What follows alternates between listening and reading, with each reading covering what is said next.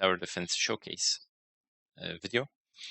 In this video, we will be doing the very last part of the project, where I'll just show what has happened, how it works, etc.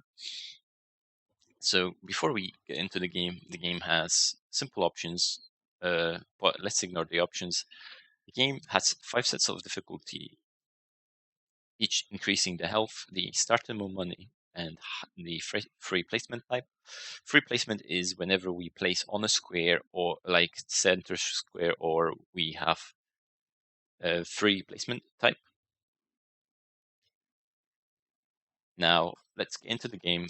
Pick any of the 4 levels. The game loads in very quickly. FPS seem pretty good. There are various towers to pick from that do various elements. We have quite a bit of UI space, places like the health, money. So let's place some various towers to see how they function. The very first tower we have is a, well, what do we call it?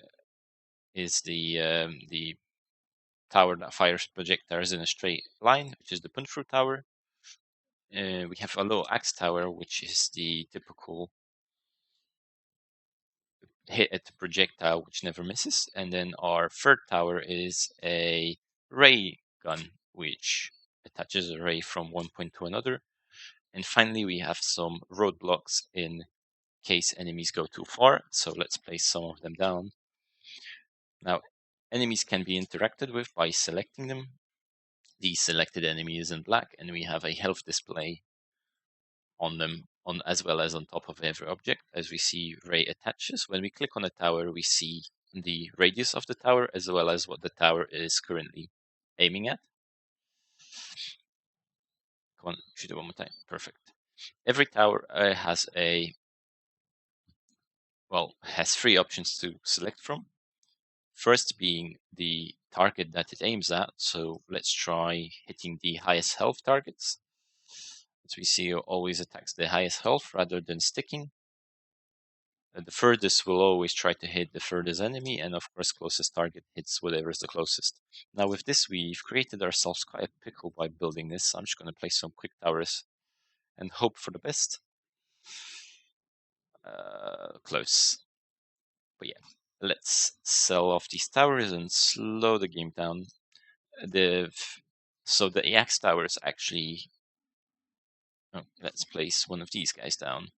So this tower is very similar to our punch-through tower, with the exception that it fires in all directions appropriately. There we go. We're finally winning some. Now, like I said, every tower can be upgraded, although upgrades are quite expensive, so they're probably not the best choice for the start. Let's place another one of these and press play.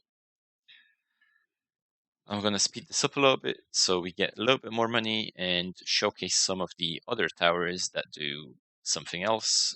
What wave is it? It's wave 5 next. That means we do need a tower that can slow our enemies down.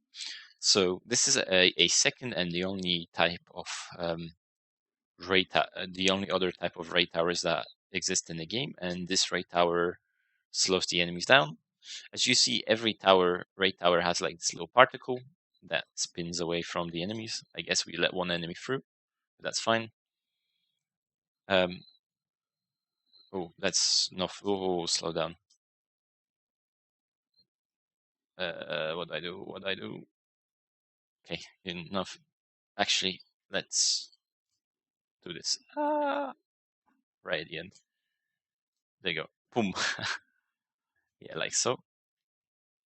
Now, my favorite tower is, well, this. So this is the alternative version of the basic cannon tower, and what it does is it works like the slow tower. It can slow all of the enemies down by clicking on the blue icon, which is the actually default shot, or you can change the shot to a red shot, which burns the enemies instead.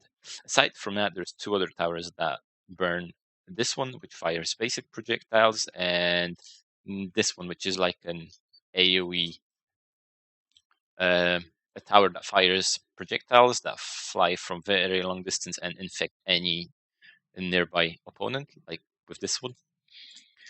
Besides that, there's buffing towers. There's two variations of them. There is the range and the damage one.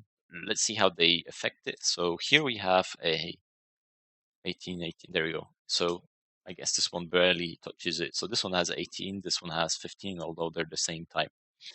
Now, moving on to the upgrades. The upgrade increases the stats. We can hover over to see how it's going to increase it. So if we click on that, there we go. It increased our stats. The stats include the debuffs in their change to make it easier. So there you go. Yeah, when the beat debuff goes off and on. Like so. I guess we actually have a very good choke point here, which we can abuse to play the game for a little bit. The game itself is a very simple prototype. All of this code is available and can be used if someone chooses to. It's by no means perfect, but it's a starting point if anyone's interested. Like, yeah, oh, that was so close. Yeah, all of the code's available. I will show in a second where the game can be downloaded from, as well as the code. So now let's just quit the game. Yeah, this is our little project. So all of this project, including the very few limited assets, will be available for download. So that means, well, my paint pictures will be available for anyone who's interested. Of course, all the code. And this is the website I spoke about. The website will be available in the description of the YouTube video that I'll be uploading after this.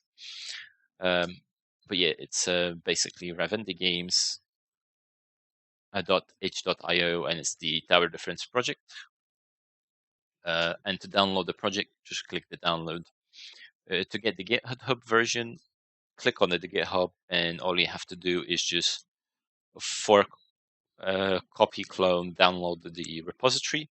It's 100% free, open source, so feel free to do whatever you want with it. If it helps you with your university projects or something, then all the more. I would appreciate anyone that would subscribe to my YouTube channel. Follow me on Twitch. My Twitch is, I believe, twitch.tv/snake551. I will add the Twitch to the description of this after the video. Link to the Discord is available. If you have any questions, I will answer any questions that anyone will ask, especially if it's Unity and C#. I'll do my best, definitely. Also, if you're interested, check out my streams. I stream Monday to Friday, 10 to 11. Since Tower Defense is done now, we will be picking up a new theme tomorrow that we will go with for the new project. But yeah, that's it. Thanks for anyone who tuned in during the streams. It was fun chatting, etc. And I hope to see you in the next ones as well. Have a good one. And now